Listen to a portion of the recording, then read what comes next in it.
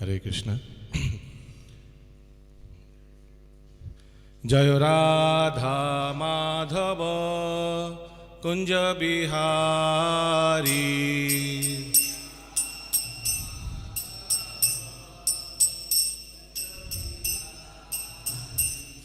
জয় রাধা মাধব কুঞ্জ বিহারী।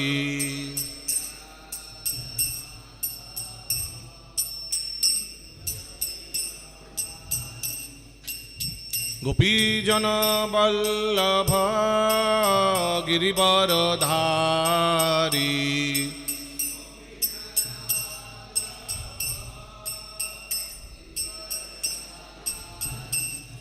জয় গোপীজন বল্লভ গিরিবরধারী।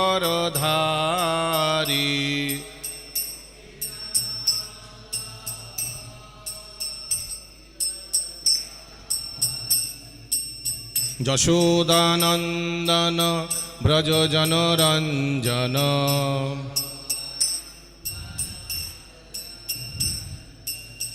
যশোদানন্দন ব্রজ জনরঞ্জন।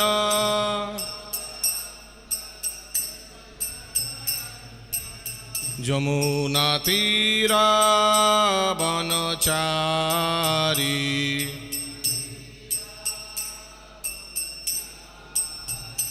যমুনা তীরা বনচারী।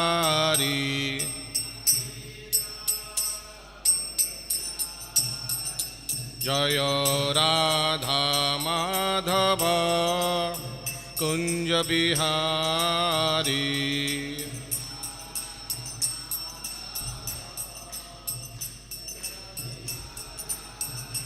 জয় গোপীজন বল্লভ গিরিবরধারী।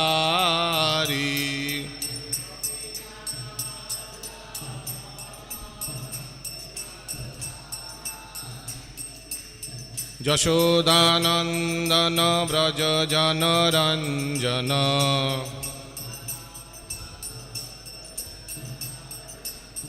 যমুনা তীরা বনচারী।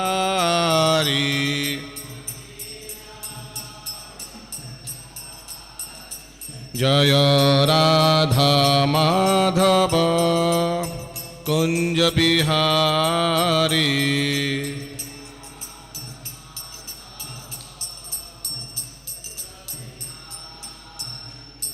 হরে কৃষ্ণ হরে কৃষ্ণ কৃষ্ণ কৃষ্ণ হরে হরে, হরে রাম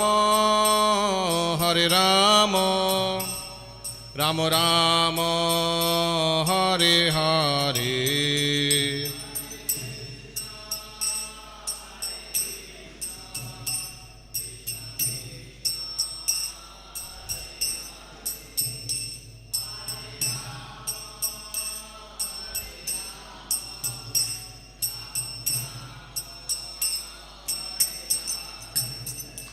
হরে কৃষ্ণ কৃষ্ণ কৃষ্ণ হরে হরে, হরে রাম রাম রাম হরে হরে।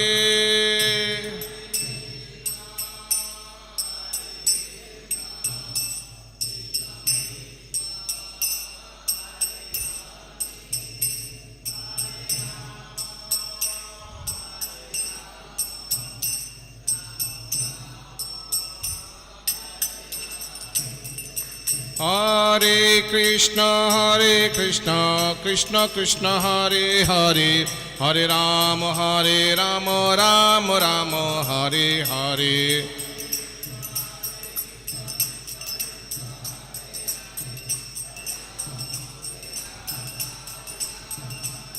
হরে কৃষ্ণ কৃষ্ণ কৃষ্ণ হরে হরে, হরে রাম রাম রাম হরে হরে।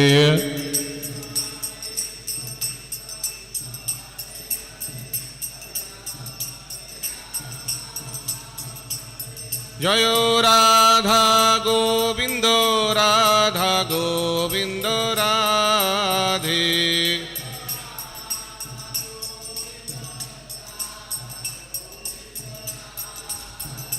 জয় গৌরা নটরাজ জয় গৌরা নটরাজ, গৌরা নটরাজ জয় গৌরা নটরাজ।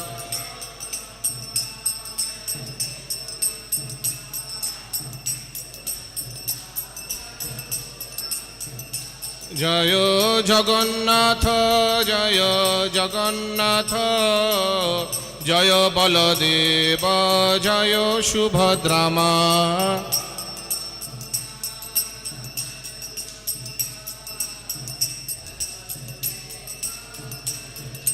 জয় জয় প্রভুপাদ প্রভুপাদ প্রভুপাদ, জয় জয় প্রভুপাদ।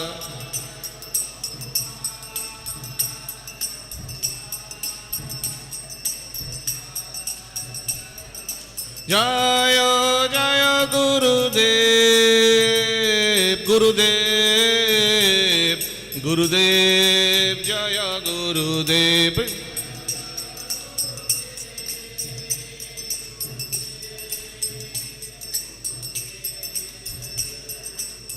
নিতাই গৌরা হরি বল হরি বল হরি বল, গৌরা হরি বল।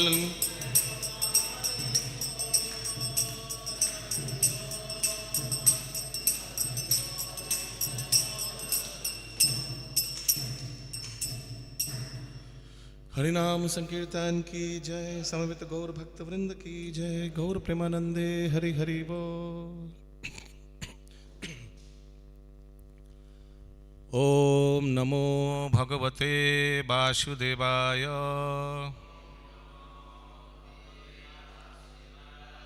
ओम नमो भगवते वासुदेवाय।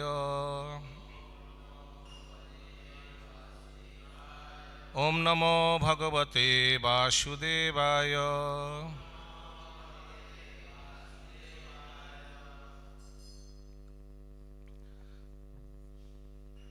श्रीमद् भागवतम एकादश स्कंद पंचदश अध्याय श्लोक संख्या 34 থেকে 37 পর্যন্ত আজকের বিষয়। তো 34, 35, 36 নম্বর শ্লোকের তাৎপর্য নাই, তো আমি জাস্ট শ্লোকগুলি পড়ে যাব, তারপরে 37-এ আমরা রেপিটেশন করতে পারি।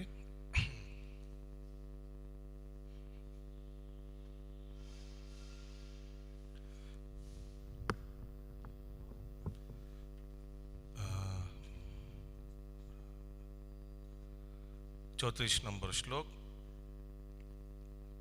अपरां रसश्च परमा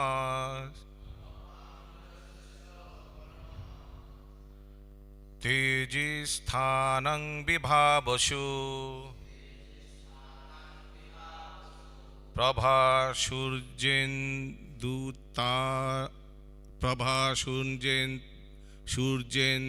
सूर्येन्दुतारणां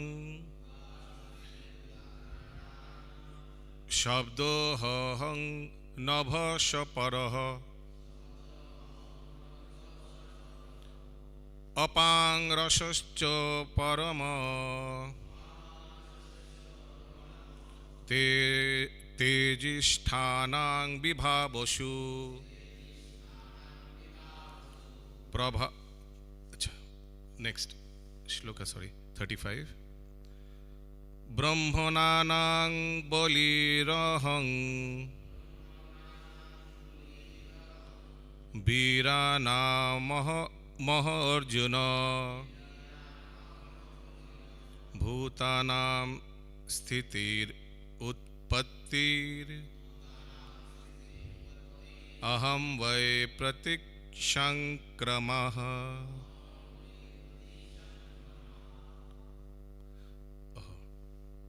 34 নম্বরের অনুবাদ আর 35 নম্বরের অনুবাদটা একবার পড়ে দিচ্ছি। 34 নম্বরের অনুবাদ।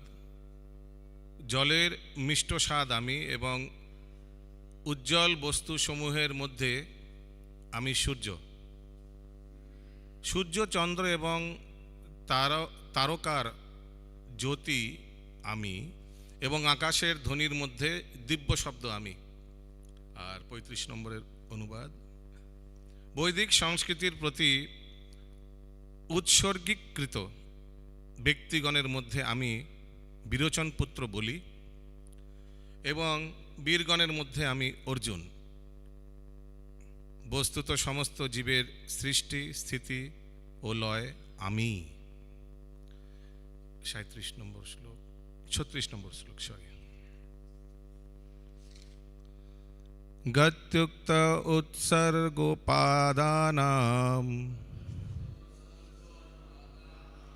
আনন্দ স্পর্শ লক্ষণম अस्वादो श्रुत्य वाक्राणाम अहम सर्वेन्द्रियेन्द्रियम। অনুবাদ, আমি গমন, সম্ভাষণ, উৎসর্গ, গ্রহণ, আনন্দ ক্রিয়া, স্পর্শ, দর্শন, আস্বাদন, শ্রবণ এবং আঘ্রাণ স্বরূপ যে শক্তির দ্বারা প্রতিটি ইন্দ্রিয় তার বিশেষ ভোগ্য বস্তুর অভিজ্ঞতা লাভ করে, সেই শক্তিও আমি। 37 নম্বর শ্লোক।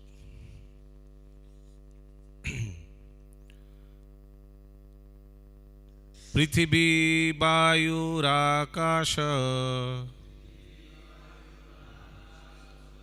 आपो ज्योतिरहं महान् विकारो पुरुषो भक्तं रज सत्तं तम परम् अहमेतत् प्रसंख्यानाम् ज्ञानं तत्त्व विनिश्चय। पृथिवी वायु आकाश आपो ज्योतिरहं महान् विकारो पुरुषो भक्तं रज सत्तं तम परम् अहमेत प्रसंख्यानां ज्ञानं तत्त्व विनिश्चय। पृथिवी वायुराकाश आपो ज्योतिरहं महान् विकारो पुरुषो भक्तं रज सत्तं तम परम् अहमेतत् प्रसंख्यानां ज्ञानं तत्त्व विनिश्चय।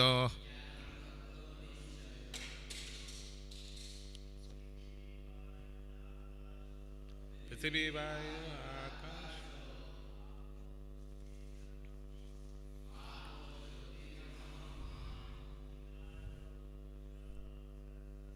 विकारो पुरुषो व्यक्तं रज सत्त्वं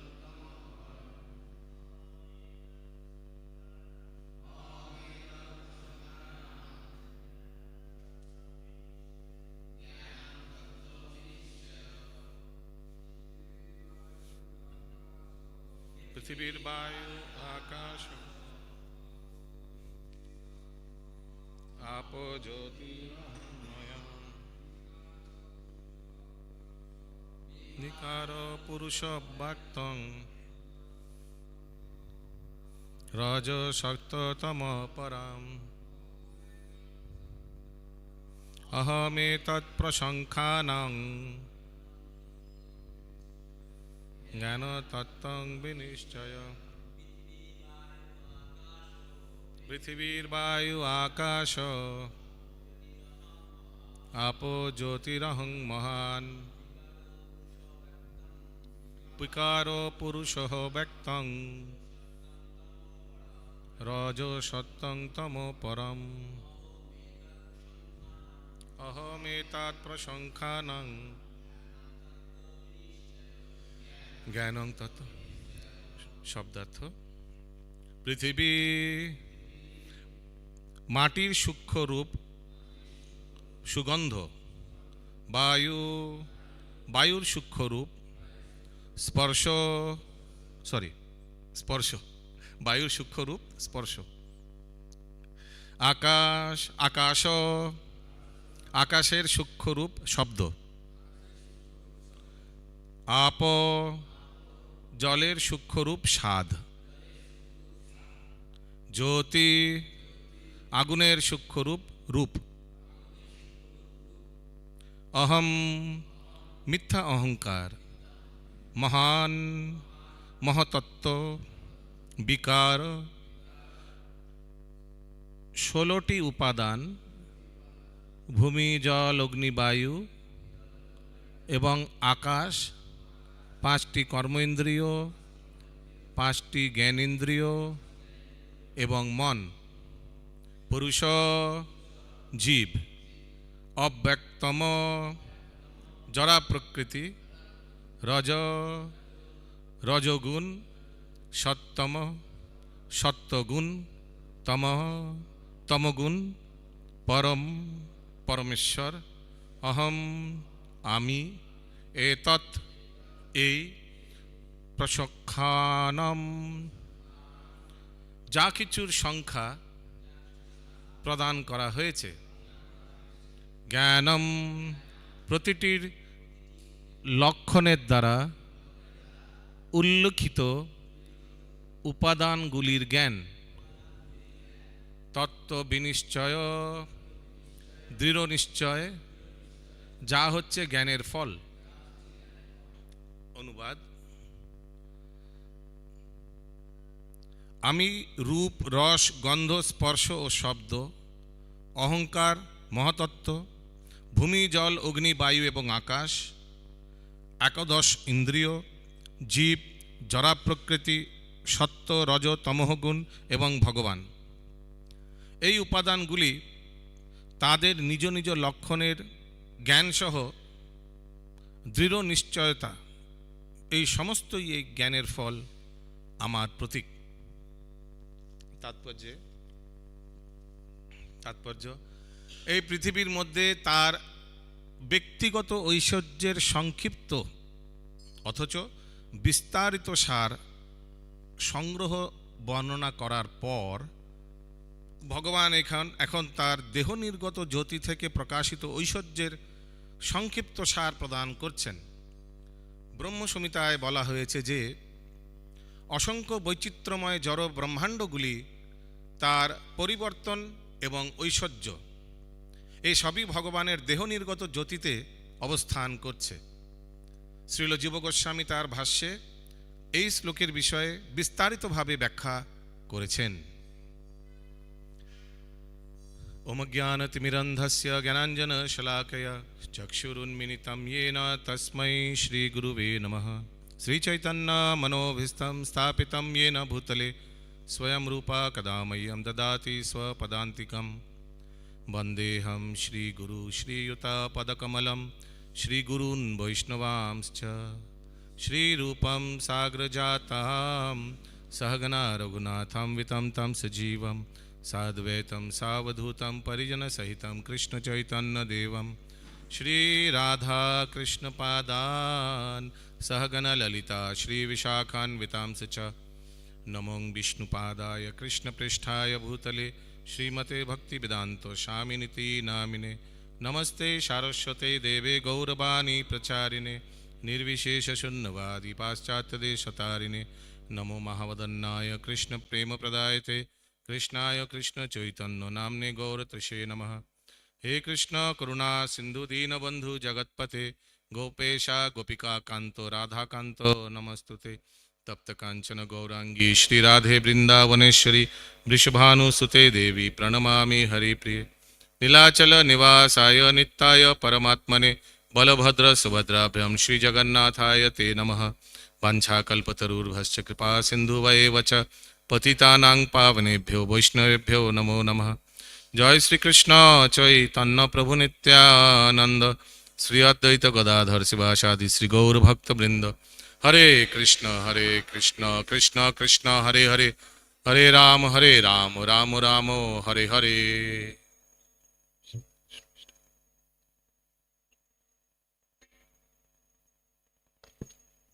হরে কৃষ্ণ। তো এই অধ্যায়ের নাম পরমেশ্বর ভগবানের ঐশ্বর্য। এই অধ্যায়ের শুভারম্ভে আমরা দেখতে পাই ভগবানের প্রিয় ভক্ত উদ্ধব ভগবানকে স্তুতি করছেন। তারপর পঞ্চম শ্লোকে আমরা দেখতে পাই উদ্ধব ভগবানকে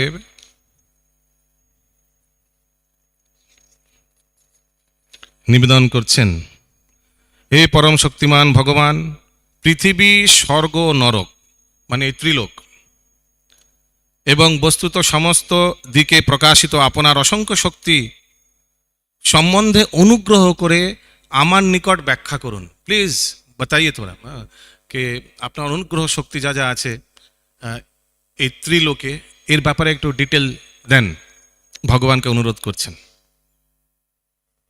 আর এরপরে ভগবান তার এই ত্রিলোকে যা বিভূতি আছে সেগুলো সব বিশ্লেষণ করছেন। আমরা আজকের আলোচ্য বিষয় শ্লোকেও দেখব ভগবান বলছেন। তো এটা ঠিক ওই জন্য উদ্ধব গীতায় যেভাবে ভাগবত গীতায় অর্জুনকে ভগবান তার বিভূতি যোগে দশম অধ্যায়ে বর্ণনা করেছেন আলাদা আলাদা বিভূতি যা যা আছে। বিভূতি বলতে এই জড় জগতে যেভাবে উনি প্রকাশিত হচ্ছেন নিজেকে, যেভাবে উনি প্রকাশিত করছেন নিজেকে, ঠিক সেইভাবে এই শ্রীমদ্ ভাগবতে এই একাদশ স্কন্ধের ষষ্ঠদশ অধ্যায়ে উদ্ধবকে ভগবান নিজের বিভূতি ঐশ্বর্যের ব্যাপারে জ্ঞান প্রদান করছেন। দেখা গেলে ব্যাখ্যা করতে উনি রিকোয়েস্ট করছেন, উনি অনুরোধ করছেন আমাদের কৃপার জন্য। কারণ কি ভগবান নিজেকে এইভাবে বিস্তারিত করছেন এই জড়জগতে আমাদের আমাদের আমাদের উপলব্ধির জন্য, আমাদের কৃষ্ণ ভক্তি ভগবত উপলব্ধির জন্য, যেন এই সব সমস্ত জড় উপাদানগুলি যখন দেখে ভগবান স্বয়ং মনে আসে, ভগবানকে স্মরণ করতে পারি। জল পান করা একটা স্বাভাবিক ব্যাপার, ঠিক না? প্রত্যেকদিন আমরা 10-12 বার জল পান করি। জল পান করার সময় স্মরণে আসবে ভগবান বলেছেন ভগবদ্গীতায়, আমি জলের স্বাদ। সূর্য চন্দ্রমা সারাক্ষণ সকালবেলা দিনের বেলা সূর্য, অন্ধকারে চন্দ্রমা দর্শন তো প্রত্যেকই হয়। সারা ব্রহ্মাণ্ডে সে যেখানেই থাকুক এগুলো তো দর্শন হবেই। এগুলো দর্শনের মাধ্যমে ভগবত স্মরণ হবে। হ্যাঁ, ভগবান বলেছেন আমার চক্ষু সূর্য চন্দ্রমা।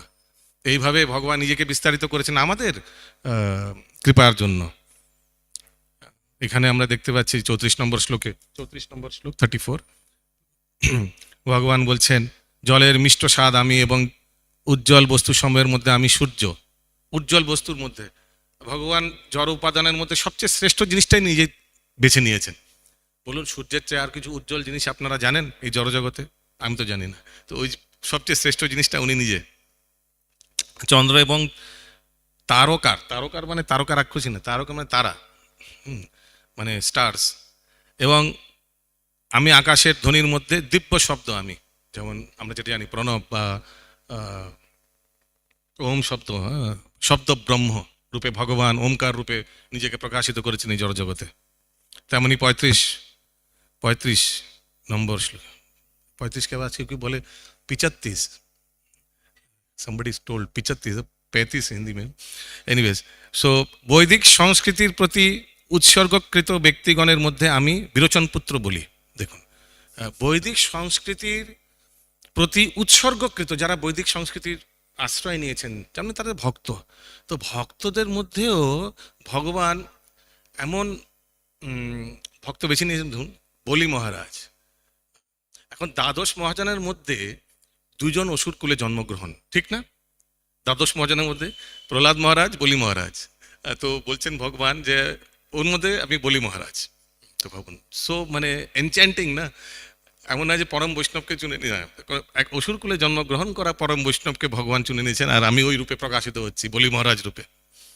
এবং বীরগণের মধ্যে আমি অর্জুন।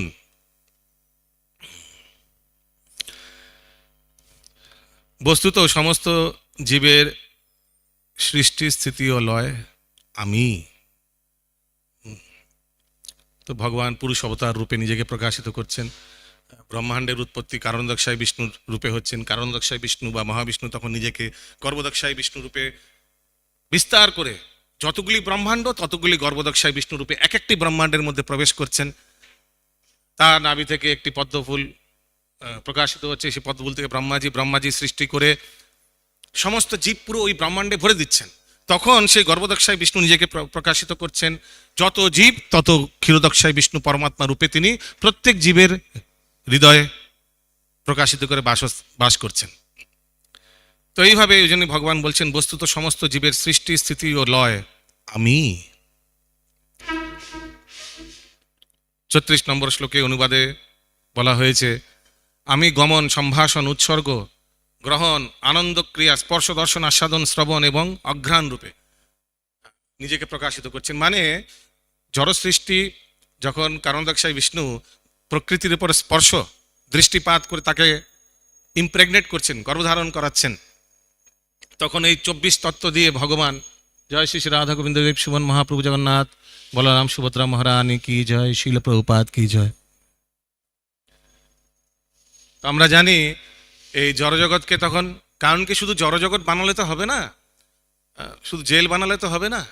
জেলের মধ্যে রুমস, একটু ফ্যান আছে কিনা যাই না, যাই হোক, রুম, দরজা, জানলা, হ্যাঁ, একটু কিচেন, এগুলো তো থাকতে হবে, নাহলে লোকে খাবে কি বা সবগুলো চলবে কোথায়। তো যাই হোক, তো ঠিক তেমনি ভগবান এই 24 উপাদান, হ্যাঁ 24 উপাদান মনে রাখা খুবই সহজ। তো জীব সৃষ্টি করা হচ্ছে। এখন জীব সৃষ্টি করলে তো হবে না, শুধু জীবকে তো ইন্দ্রিয় দিতে হবে, নাহলে জীব তো সক্রিয় থাকবে, নিষ্ক্রিয় হয়ে যাবে।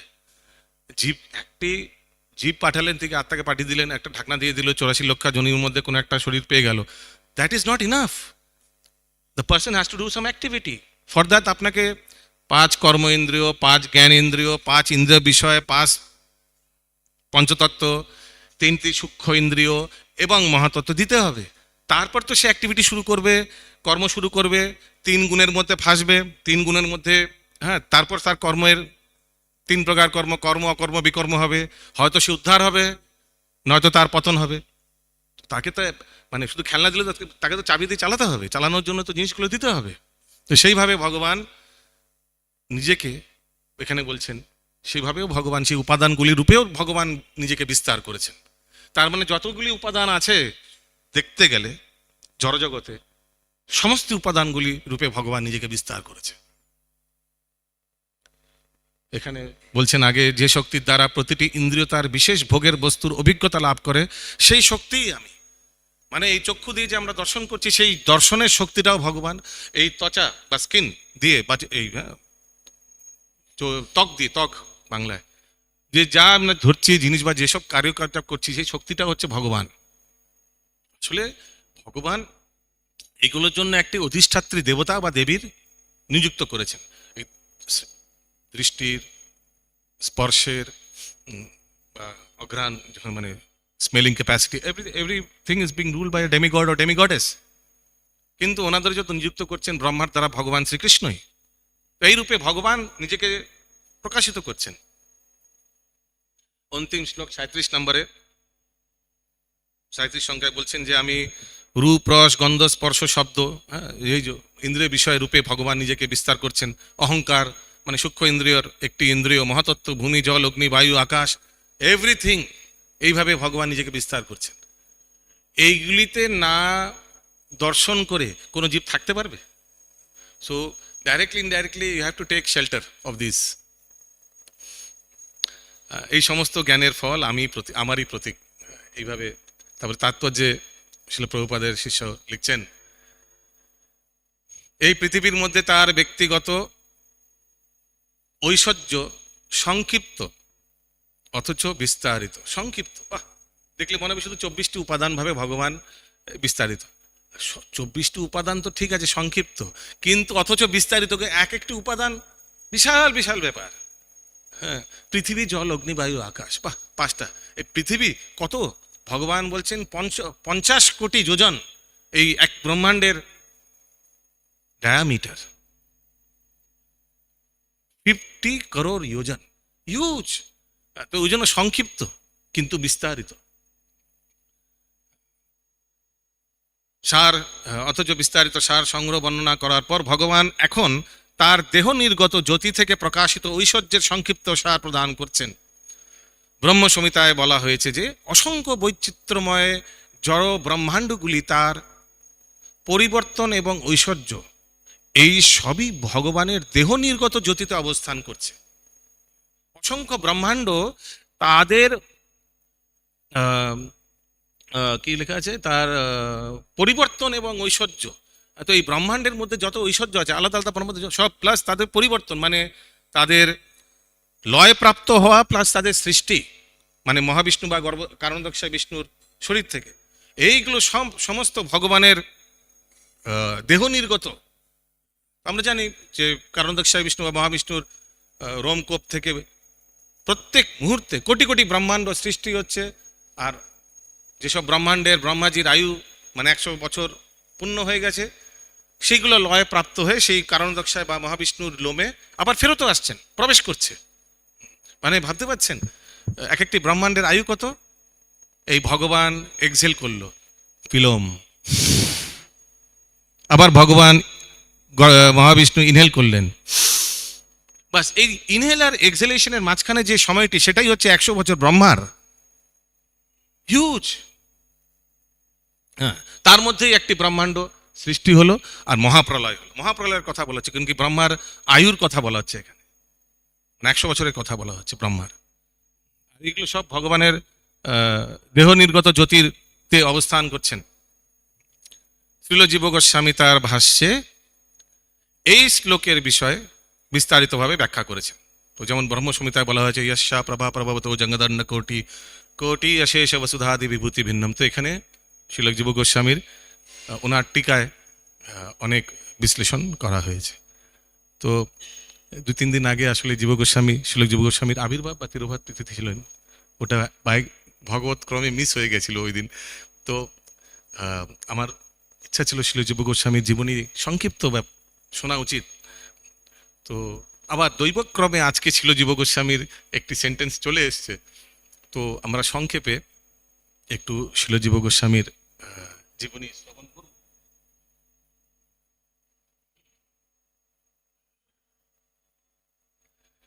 তো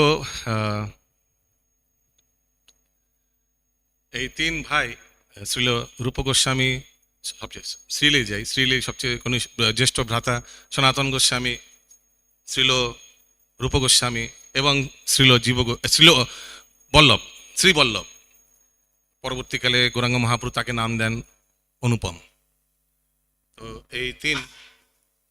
এই তিন ভ্রাতা, এনাদের পরিবারে একটি শিশু সন্তান ছিলেন, পুত্র সন্তান, সে হচ্ছে শ্রীল জীব গোস্বামী। আর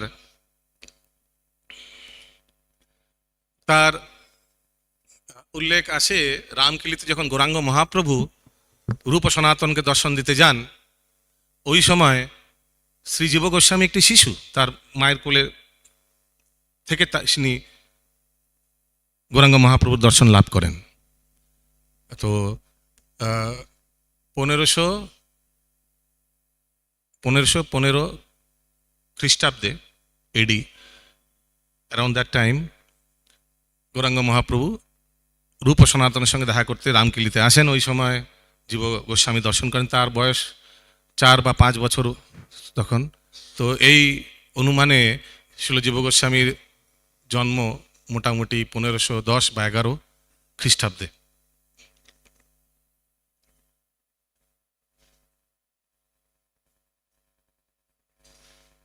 আর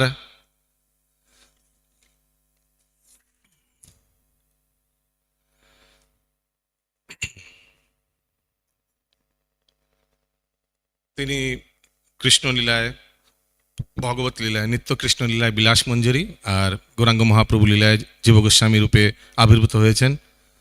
ওই সময় যখন গৌরাঙ্গ মহাপ্রভু জীব গোস্বামীকে দর্শন প্রদান করেন, সে মায়ের কোলে ছিলেন, কিন্তু তার চরণধূলি তার পুরো শরীরে দিয়ে অভিষিক্ত করান, হরি বল না জীব গোস্বামী। আর ওনাকে আশীর্বাদ করেন যে আগামী বৈষ্ণব আচার্যদের মধ্যে উনি অনেক খ্যাতি লাভ করবেন এবং গৌড়ীয় সম্প্রদায় আচার্য পদ লাভ করবেন। পরবর্তীকালে 3 ভাই বৃন্দাবনে প্রস্থান করেন, সনাতন গোস্বামী, রূপ গোস্বামী ও জীব গোস্বামী, বল্লভ গোস্বামী, মানে শ্রী বল্লভ, 3 ভাই। আর সনাতন গোস্বামী ছিল জীব গোস্বামী, যিনি শ্রী বল্লভ বা অনুপমের সন্তান। উনি পিতৃবিরহে আর গৌরাঙ্গ মহাপ্রভু বিরহে কাতর হয়ে থাকতেন। সেই একবার দর্শন পেয়েছেন যখন তার বয়স মাত্র 4 বছর, আর সেটিই অন্তিম দর্শন, আর জীবনে দর্শন করতে পারেননি। আর সব সময় উনি স্বপ্ন দেখতেন। একদিন স্বপ্ন দেখছেন এই কৃষ্ণ বলরাম নৃত্য করছেন, আর নৃত্য করতে করতে হঠাৎ গৌর নিত্যানন্দ রূপে আবির্ভূত হয়েছেন। আর গৌর নিত্যানন্দ রূপে ওনারা নৃত্য করছেন, করতে করতে ওনাদের চরণ ধুলিতে জীব গোস্বামী অভিষিক্ত হলেন। তখন থেকে উনি আতুর হয়ে গেছেন তাদের দর্শনের জন্য, আতুর হয়ে গেছেন। সবসময় হয়তো পিতা শ্রী বল্লভের চিন্তা করছেন, নয়তো রূপ সনাতনকে দর্শন করার জন্য, গৌরনিতাইকে দর্শন করার জন্য আতুর হয়ে গেছেন। তখন সবার থেকে অনুমতি নিচ্ছেন, আমি বৃন্দাবন চলে যাব আমার পিতাকে দর্শন করতে। কিন্তু পরবর্তীকালে খবর এলো যে পিতা গঙ্গা তটে উনি দেহ রেখেছেন। সেই দুঃখে বিরহে উনি ছটফট করছেন, মহাপ্রভু নিত্যানন্দ প্রভুর দর্শন করার জন্য খুবই উৎসাহ হয়ে গেছেন। পরবর্তীকালে গ্রামের এক ভৃত্যকে নিয়ে উনি নবদ্বীপ গমন করলেন। তো জীব গোস্বামী নবদ্বীপে এসে নবদ্বীপের মহিমা দেখে খুবই আকৃষ্ট হলেন, আর জানতে পারলেন যে শ্রীবাস পণ্ডিতের গৃহে নিত্যানন্দ প্রভু তখন আছেন। আসলে নিত্যানন্দ প্রভু ছিলেন খড়দহে, কিন্তু যখন উনি অন্তর্যামী ভগবান, উনি যখন জানতে পারলেন যে অন্যতম ভক্ত, মহাপ্রভুর অন্যতম ভক্ত জীব গোস্বামী উনি আসছেন নবদ্বীপে দর্শন করতে, তখন উনি খড়দহ থেকে নবদ্বীপে গমন করলেন। শ্রীবাস অঙ্গনে উনি ছিলেন। শ্রীবাস অঙ্গনের দরজার সামনে এসে শ্রীল জীব গোস্বামী দণ্ডবাদ করলেন। ভেতরে শ্রীবাস ঠাকুর এবং নিত্যানন্দ প্রভু সবাই এলেন বাইরে, তাদের চরণ ওনার মস্তকে রেখে তাকে অভিষিক্ত করলেন। শ্রীল জীব গোস্বামী তারপর যত বৈষ্ণবগণ ছিলেন সবার স্তুতি করলেন, সবাইকে প্রণতি নিবেদন করলেন। আর খুব সুন্দর একটি উৎসবের মতো হলো। সবাই ওনাকে খুব শ্রদ্ধা করতেন অনেক কারণে। এক তো সবচেয়ে কনিষ্ঠ ছিলেন, প্লাস উনি শ্রীল রূপ গোস্বামী আর সনাতন গোস্বামী যে মহাপ্রভুর খুবই প্রিয়, তাদের ভ্রাতুষ্পুত্র ছিলেন। শাস্ত্রে খুবই পারঙ্গত ছিলেন। উনি বাল্যকালেই একটি ভক্তি রত্নাকরের শ্লোক আসে, শ্রীজীব বাল্যকালে বালকেরও শনে, শ্রীকৃষ্ণ সম্বন্ধ বিনা খেলা নাহি জানে। বাল্যকালে ছোট বাচ্চারা যেমন খেলাধুলা করে এইভাবে 10-15 বছর কাটিয়ে ফেলে, কিন্তু শ্রীল জীব গোস্বামী শ্রীকৃষ্ণ সম্বন্ধেই যত খেলা বা আলোচনা এইসবই নিয়েই ওনার ইচ্ছা ছিল। একটি শ্লোক আসে শায়দ শঙ্করাচার্যের, নাকি শঙ্করাচার্যের, বাল্য অবস্থা ক্রীড়াসক্তা, তরুণী অবস্থা তরুণাসক্তা, বৃদ্ধাবস্থা চিন্তামগ্ন, পরব্রহ্মণি কোপি না সক্তা। মানুষ কিভাবে তাদের জীবন কাটায়, বাল্যকাল মানে ধরুন 10-15 বছর ক্রিকেট ফুটবল খেলতে খেলতে চলে যায়, বাল্য অবস্থা ক্রীড়াসক্তা, তরুণী অবস্থা তরুণাসক্তা, তারপরে নেক্সট 15 ইয়ার্স চলে যায় পিছনে পিছনে দৌড়তে, ঠিক আছে, তরুণী আর তরুণীর পিছনে পিছনে দৌড়তে 15 বছর চলে যায়, হরে কৃষ্ণ, 30 বছর চলে গেল, আস্তে আস্তে দেখতে দেখতে বৃদ্ধা হয়ে গেল, বৃদ্ধাবস্থা চিন্তামগ্ন। দেখবেন বয়স্ক লোকেরা কি করে, জানলার বসে সব চিন্তা করে, এইটা করলে এইটা হতো, এটা করা উচিত ছিল, এটা কেন করলাম না, হায় কি হয়ে গেল, এই করতে করতে বৃদ্ধাবস্থা চলে যায়। কিন্তু পরব্রহ্মণে কোপি না সক্তা, কারোর পরব্রহ্মণ ভগবান শ্রীকৃষ্ণের প্রতি কোনো আসক্তি নেই, ওই জন্য টাইম নেই। যাই হোক, কিন্তু আমরা দেখতে পাই আমাদের মহান আচার্যদের, প্লাস ভগবান স্বয়ং, যেমন নিত্যানন্দ প্রভু, উনি ছোটবেলায় খেলাধুলা কিভাবে করতেন, ভগবান রামচন্দ্রের লীলা ওনার বন্ধু বান্ধবের সঙ্গে সেইগুলোই খেলা রূপে উনি সময় ব্যর্থ করতেন, মানে সময় কাটাতেন। তারপরে যেমন নিত্যানন্দ প্রভু একবার মেঘনাথ বধ মনে হয়, মেঘনাথ বধ লীলায় উনি রামচন্দ্র লক্ষণকে যেমন ওই সেই তীর বিধে মূর্ছিত হয়ে গেছিলেন, সেভাবে মূর্ছিত হয়ে গেছিলেন নিত্যানন্দ প্রভু স্বয়ং লক্ষণ বা স্বয়ং বলরাম যিনি। এনিওয়েজ, তো এখানে জিতবই গোস্বামী সেভাবেই ভগবত সম্বন্ধীয় খেলা ক্রীড়া উনি তার বাল্যকালে করতেন। তো নিত্যানন্দ প্রভু এখানে এখন জীব গোস্বামী গেছেন নবদ্বীপে, নিত্যানন্দ প্রভু আর সবার সঙ্গে দেখা সাক্ষাৎকার, সবাইকে খুব সেবা করছেন আর সবাই খুব সন্তুষ্ট, খুব খুশি এই রূপ আর সনাতন গোস্বামীর ভ্রাতুষ্পুত্রকে। নিত্যানন্দ প্রভু তার প্রসাদের উচ্ছিষ্ট জীব গোস্বামীকে প্রায় দিতেন। পরের দিন নিত্যানন্দ প্রভু জীব গোস্বামীকে নিয়ে যান সচিমাতার গৃহে। সচিমাতা তখন খুবই বৃদ্ধা, আর সচিমাতাকে পরিচয় দেন জীব গোস্বামীর, আর সচিমাতা তাকে খুব লালন পালন করেন, খুব ভালো প্রসাদ বানিয়ে তাকে গ্রহণ করান, খুব আশীর্বাদ করেন জীব গোস্বামীকে। এইসব আশীর্বাদ পেয়ে জীব গোস্বামী পরবর্তীকালে মহান আচার্যে পরিণত হয়। আর তখন এরপর নিত্যানন্দ প্রভু গৌরাঙ্গ মহাপ্রভুর যেসব লীলাস্থলী ছিল নবদ্বীপে, সেগুলো জীব গোস্বামীকে নিয়ে দর্শন করান। প্রকৃতপক্ষে এইভাবেই আমাদের যে নবদ্বীপ মণ্ডল পরিক্রমা যেটা হয়ে এসেছে, that was the first Navadwip মণ্ডল পরিক্রমা, ছিল জীব গোস্বামী আর শ্রীমন নিত্যানন্দ প্রভু। আজকে এই নবদ্বীপ মণ্ডল পরিক্রমা ঘাটতে হঠাৎ করে, যে আমাদের 18 ফেব্রুয়ারিতে এই বছর নেক্সট ইয়ার হবে নবদ্বীপ মণ্ডল পরিক্রমা, তো হঠাৎ করে একটি ভজন চলে এলো, যদি সময় হয় সেটা করব। যে নবদ্বীপ মণ্ডল পরিক্রমায় আগমন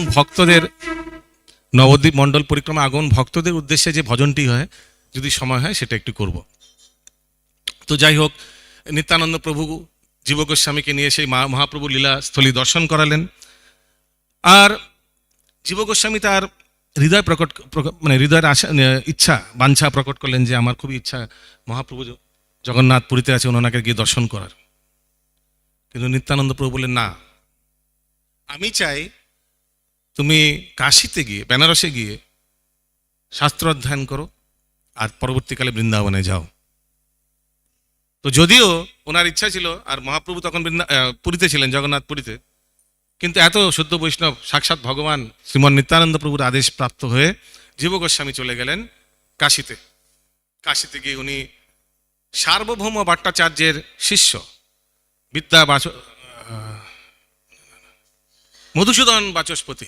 মধুসূদন বাচস্পতির নিকট বেদান্ত শাস্ত্র অধ্যয়ন করলেন। এই ভক্ত সম্বন্ধীয়, মানে বৈষ্ণব সম্বন্ধীয় বেদান্ত শাস্ত্র। এখন সার্বভৌম ভট্টাচার্য যদিও ছিলেন মায়াবাদ পণ্ডিত, কিন্তু পরবর্তীকালে মহাপ্রভুর কৃপায় উনি বৈষ্ণবে পরিণত হয়েছিলেন। আর এই বৈষ্ণব শাস্ত্র, বৈষ্ণব তত্ত্ব উনি ওনার শিষ্য মধুসূদন বাচস্পতিকে প্রদান করেন। সেই মধুসূদন বাচস্পতি সেই বৈষ্ণব শাস্ত্র সম্বন্ধীয় শিক্ষা জীব গোস্বামীকে প্রদান করেন কাশীতে।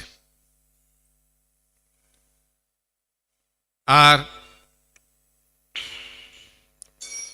সেই শাস্ত্র অধ্যয়ন করে, সেই তত্ত্ব সংগ্রহ করে পরবর্তীকালে জীব গোস্বামী বৃন্দাবনে যান।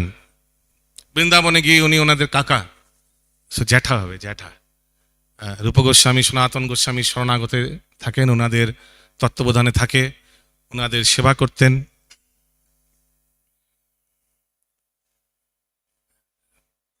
ওনাদের যমুনা থেকে স্নান করা, জল ঠল নিয়ে আসা, ওনাদের তৈলমর্দন করা, ভিক্ষে করে দ্রব্য নিয়ে এসে রন্ধন করা, ভগবানকে ভোগ নিবেদন করা, অর্চন করা, এক্সেট্রা এভরিথিং সে নিজে করতেন।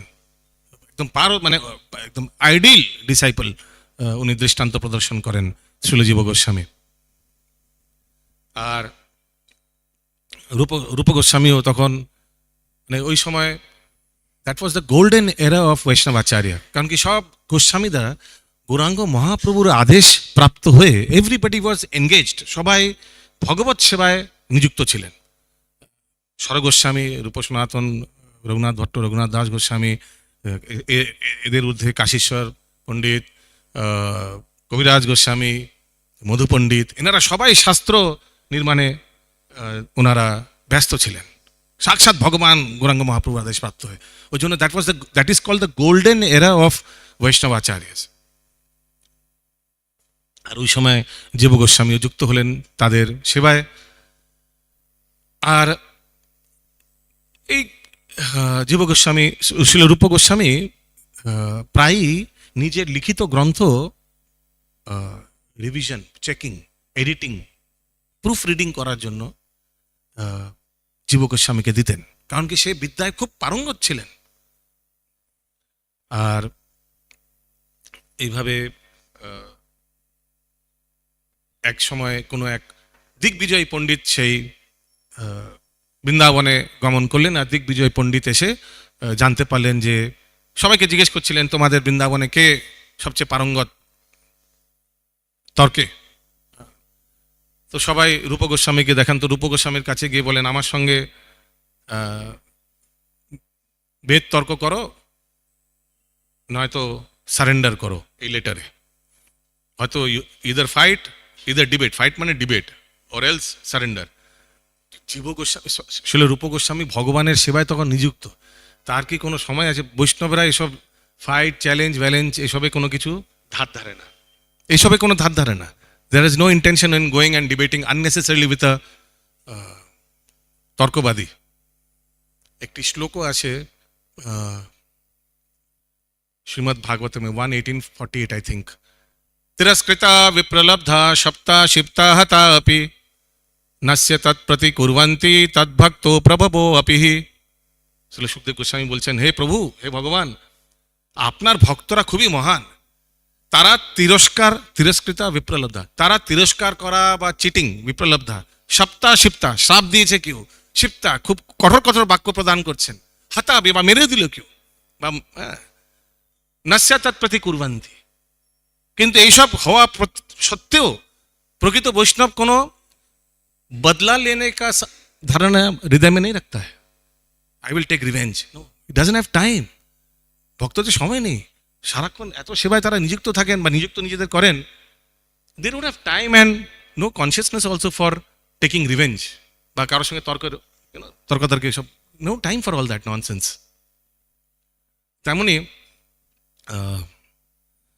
সে দিগ্বিজয় পণ্ডিত এসছে, please either debate with me, তর্ক করো, বেদ শাস্ত্র তর্ক, শাস্ত্র তর্ক, নাহলে সাইন করো। ও সাথে সাথে রূপ গোস্বামী সাইন করে দিয়েছেন, get lost, no time for all this, sign করে দিয়ে চলে যাও, সাইন করে দেখো আমি best, I am the best, হ্যাঁ এইভাবে। তখন জীব গোস্বামী আসলে পেছনে ছিলেন, আশেপাশে কোথাও ছিলেন। তো জীব গোস্বামী পরবর্তী, সেই পণ্ডিত গিয়ে যমুনার তটে জীব গোস্বামীকে দেখেন, গিয়ে দেখান সার্টিফিকেট, এই দেখো আমার certificate, I am the best. এখানে রূপ গোস্বামী, এখানে জীব গোস্বামী কিছু পরিচয় দেননি যে আসলে উনি রূপ গোস্বামীর শিষ্য। তো জীব গোস্বামী সঙ্গে তার কিছু কথোপকথন হয়, তর্কে তাকে পরাস্ত করেন। সেই দিগ্বিজয় পণ্ডিত যখন পরাস্ত হয়, উনি গিয়ে লজ্জা পেয়ে ওনাকে পরিচয় চান। তো পরিচয় বলেন, আমি সেই রূপ গোস্বামীর শিষ্য, তুমি যাকে এখনই পরাস্ত করে এসছো। সাথে সাথে সেই দিগ্বিজয় পণ্ডিত রূপ গোস্বামীর কাছে যান, শরণাগত হন। রূপ গোস্বামী বলে, হোয়াট হ্যাপেন্ড, কি হয়েছে? বলে, আপনার শিষ্য সে আমায় যমুনা তটে হারিয়ে ফেলেছেন, আর আপনি সাথে সাথে সই করে দিয়েছেন, আমি আপনার মাহাত্ম বুঝতে পারিনি, আমায় ক্ষমা করে দিন, আমায় আপনার শরণাগতি হওয়ার সুযোগ দেন। ঠিক আছে, ওকে ফাইন, গো।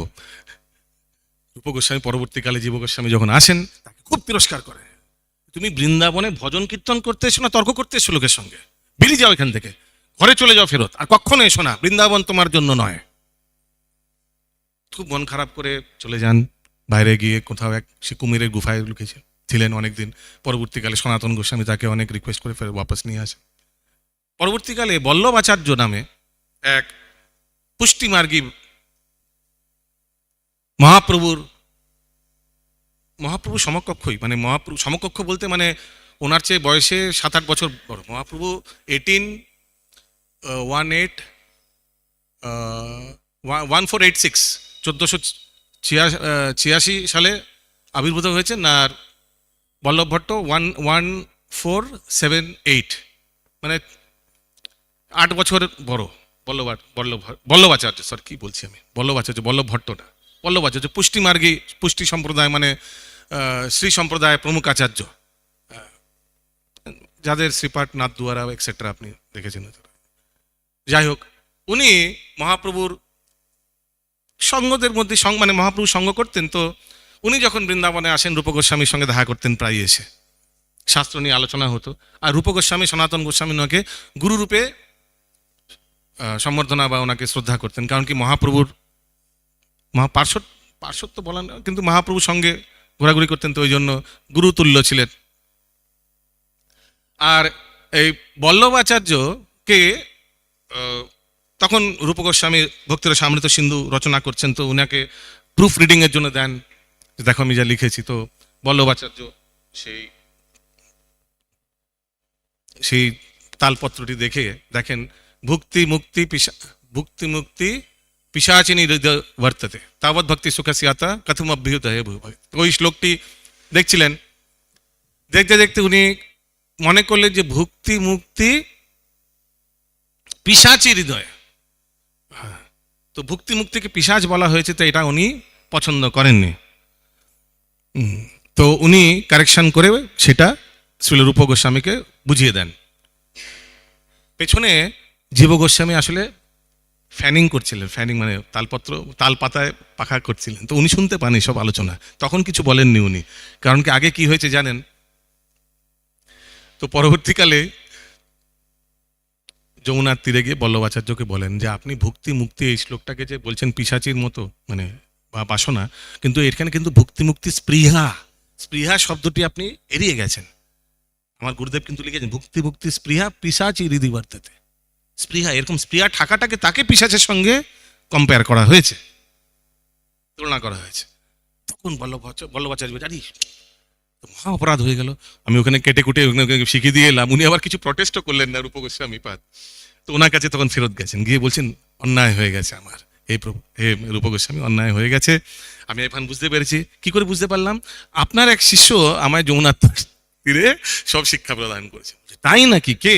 বলছে তার নাম বোধহয় জীব গোস্বামী। ও আবার কি অস্পর্ধা! যখন বল্লভাচার্য চলে গেছেন তখন আবার ডেকেছে জীব গোস্বামী, এসো, তোমার কিভাবে তোমার সাহস হলো, তোমায় একবার আমি এইভাবে তিরস্কার করলাম, তুমি আবার হ্যাঁ বৃন্দাবন এসেছো এইগুলো করতে, লোকে কারেকশন করতে, লোকে মানে ভুল ধরতে, বেরিয়ে যাও এখান থেকে, আর কখনো এসো না।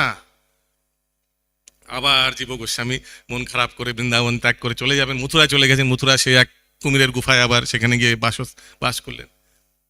এদিকে সনাতন গোস্বামী উনি ভিক্ষা করতেন, ভিক্ষা করে মাদুগুরি করতেন, ভিক্ষা বলতে মাদুগুরি করতেন প্রত্যেক দিন।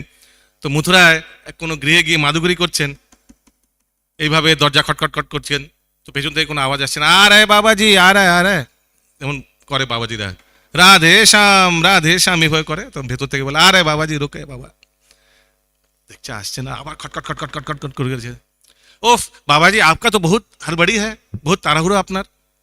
কিন্তু দেখুন ওই আমাদের গ্রামের বাইরে এক বাবাজি, এক সাধু আছে, সে তো কোনো ভিক্ষাই করে না, তার খাওয়া দাওয়ার কোনো চিন্তাই নেই, ডেইলি যমুনার মাটি আর যমুনার জল খেয়ে বেঁচে আছেন। হ্যাঁ তাই না? তো সনাতন গোস্বামী ঠিক করলেন গিয়ে একবার দর্শন করব এরকম মহান সাধু। গিয়ে দেখেন জীব গোস্বামী, তো গিয়ে তখন ওনাকে সব শুনলো কি ঘটনা হয়েছে, বল্লভাচার্য সব ঘটনা শুনলেন, শুনে তখন তারাও আমি গিয়ে রূপ গোস্বামী আমার ছোট ভাইকে ওনাকে একটু তো গিয়েছে, গিয়ে রূপ গোস্বামী তখন পাঠ করছেন, ভাগবত পাঠ করছেন, উনি মহাপ্রভুর আদেশ, জীবে দয়া কৃষ্ণ নাম, যেই এইভাবে মহাপ্রভুর আদেশ বলছেন, তখন সনাতন গোস্বামী বলছেন হে প্রভু রূপ গোস্বামী, আপনি জীবে দয়া বলছেন, একটু জীবের উপর দয়া করুন, একটু জীব গোস্বামীর উপর দয়া করুন, সেই যমুনার মাটি আর জল খেয়ে বেঁচে আছেন, একটু দয়া করুন কুমিরের গুফাতে। তখন রূপ গোস্বামী বুঝতে পেরেছেন আচ্ছা ঠিক আছে ঠিক আছে, তো ওনার একটু অনুরাগ হলো, কৃপার করলেন, আবার সেই ফেরত এলেন জীব গোস্বামী। এইভাবে এসে উনি প্রচুর সেবা করেছেন রূপ গোস্বামী সনাতন গোস্বামীর। আর মেইনলি বিদ্যায় পারঙ্গত ছিলেন, শাস্ত্রে পারঙ্গত ছিলেন, তো ওনাদের এই প্রুফ রিডিং এক্সেট্রা এইভাবে প্রচুর সেবা করেছেন।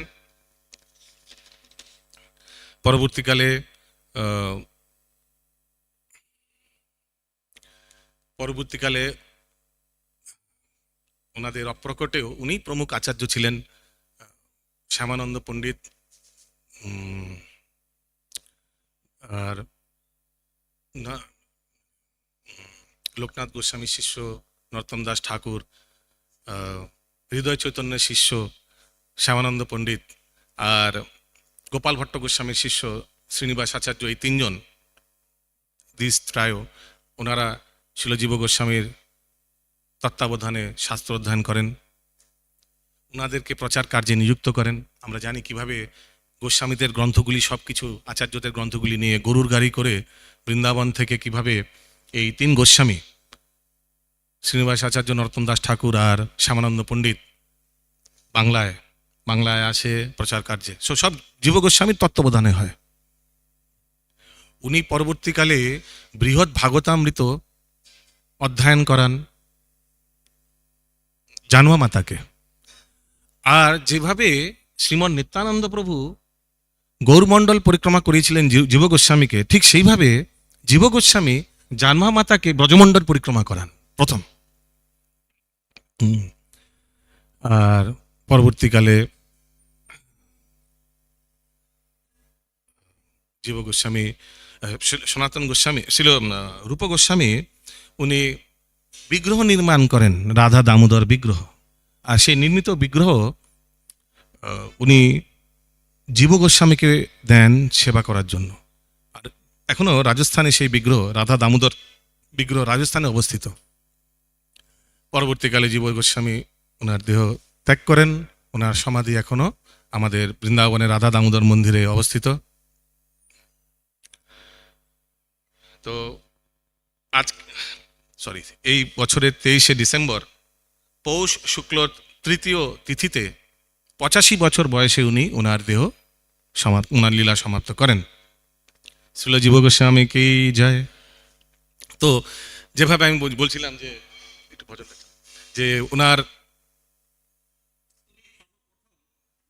নবদ্বীপ মণ্ডল পরিক্রমা করেছিলেন শ্রীমন নিত্যানন্দ প্রভুর কৃপায়। তো শ্রীধাম পরিক্রমায় বৈষ্ণব সকল আসিলে তদুদ্দেশ্যে একটি গীত বা একটি ভজন আছে। তো সেই ভজনটা করে আজকে আমরা বিশ্রাম দেব।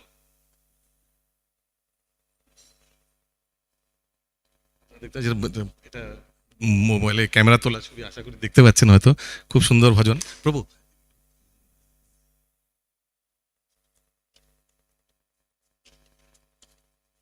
হয়তো শুনেছেন, খুবই প্রসিদ্ধ ভজন এটি।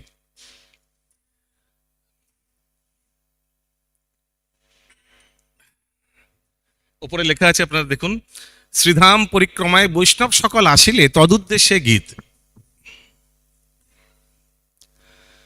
হরি বলে মোদের গৌর এলো,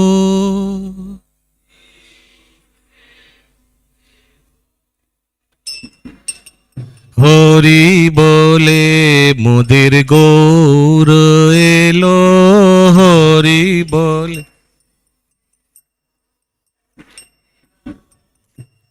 এলো রে গৌরাঙ্গ চাঁদ, প্রেমে এলো থেলো, এলো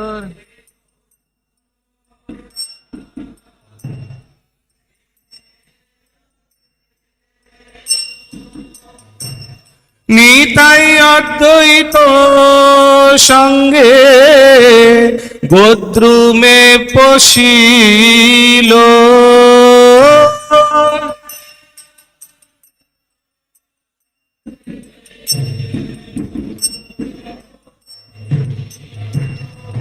হরি বলে মোদের গৌর এলো, হরি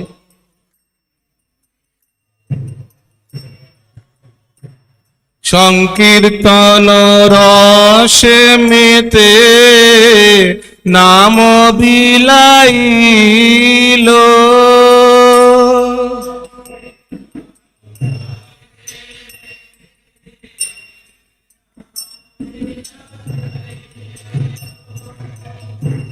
নামের হাটে সে প্রেমে জগত ভাসাইল,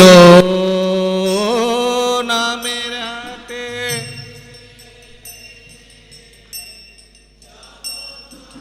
ভাসাইল, হরি বলে মোদের গৌর এলো,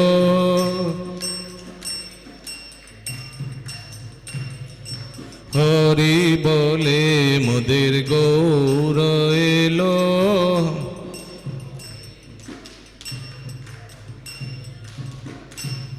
গোদ্রুমবাসীর আজ দুঃখ দূরে গেল।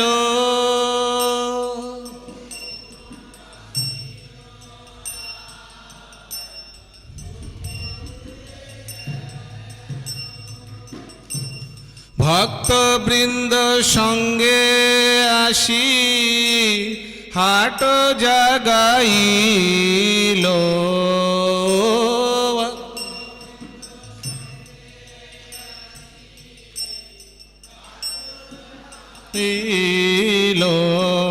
হরি বলে মোদের গৌর এলো, হরি বল। নদিয়া ভ্রমিতে গোরা এলো নামের হাটে,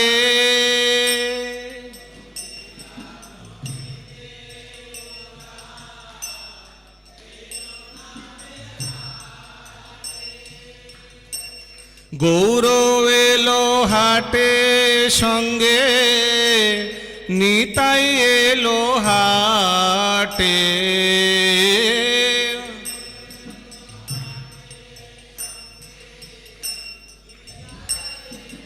হাটে হরি বলে মোদের গৌর এলো, হরি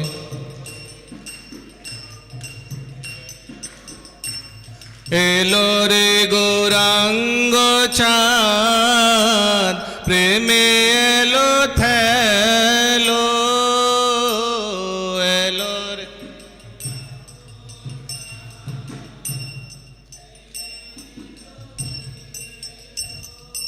হরি বলে মোদের গৌর এলো, হরি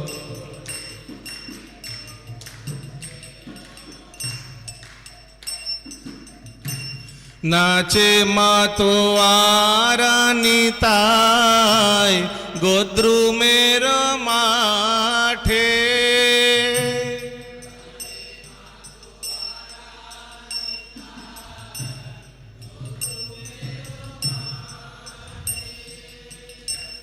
জগত মাতায় নিতাই প্রেমের মাল সাঠে,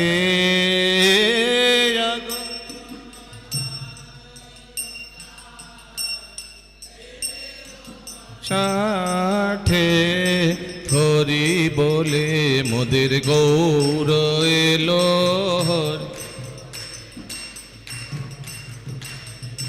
হরি বলে মোদের গৌর এলো,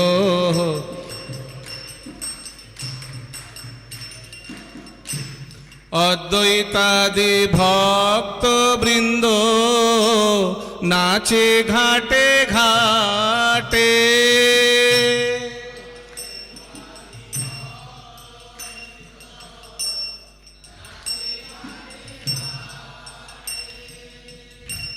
পলায় দুরন্ত কলি পরিয়া বিভ্রাটে,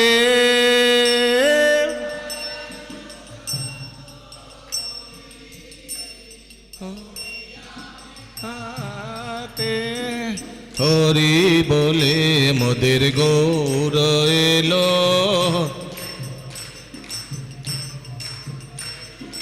হরি বলে মোদের গৌর এলো,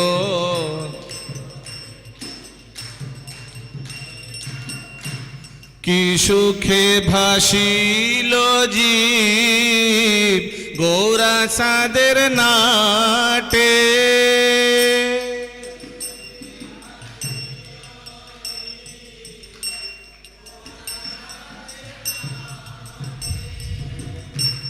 কি সুখে ভাসিল জীব গৌরা চাঁদের নাটে,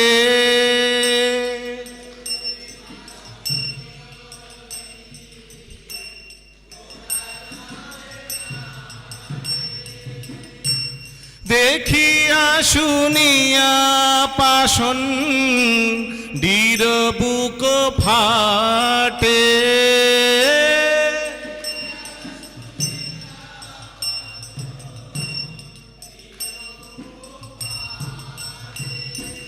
হরি বলে মোদের গৌর এলো,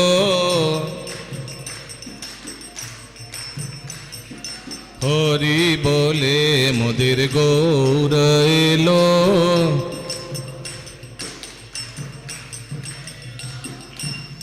এলো রে গৌরাঙ্গ চাঁদ প্রেমে এলো ঠেলো,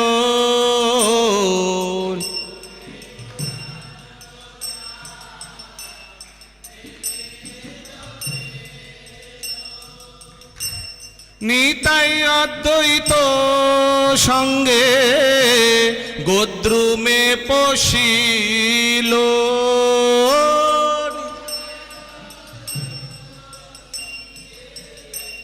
গোদ্রুমে পশিল, হরি বলে মোদের গৌর এলো,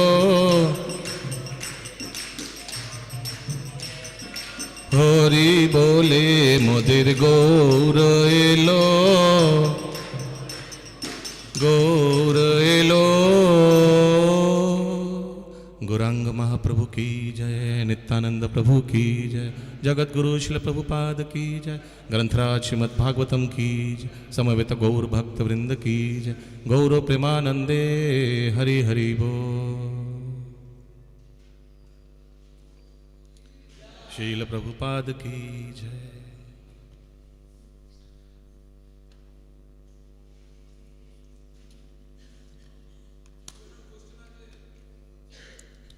हरे कृष्ण।